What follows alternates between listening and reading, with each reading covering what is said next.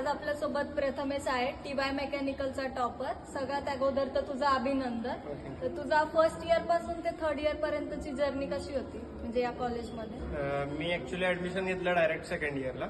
So त्याच्यानंतर college घेतानाची procedure एकदम smooth होती, काही प्रॉब्लेम आला नाही. कॉलेजमधले सगळे कलिग्स आणि अदर जे टीचर स्टाफ आहेत ते एकदम सपोर्टिव्ह आहे. सो तिथं पण काही प्रॉब्लेम नाही आला. आणि त्याच्यानंतर एकच फॅक्टर मी कन्सिस्टंटली ठेवला की स्टडी प्लॅन बद्दल विचारायचं झालं तर daily 2 to 3 hours are more than enough to study for polytechnic, any trade of polytechnical. So तू येणाऱ्या तुझे जे ज्युनियर्स आहेत आता त्यांना काय मेसेज देशील? प्रत्येक दिवस व्यवस्थित पद्धतीत जर का युटिलाइज केला तर 2 years किंवा 3 years or more than enough to study actually. प्रत्येक दिवशी जर का थोडा थोडा अभ्यास करत गेला तर ऍट लास्ट तुम्हाला कुठलं बर्डन नाही. तू टॉपर आहेस तर तुझ्या काय फिलिंग्स आहेत, म्हणजे तुला कसं वाटतंय?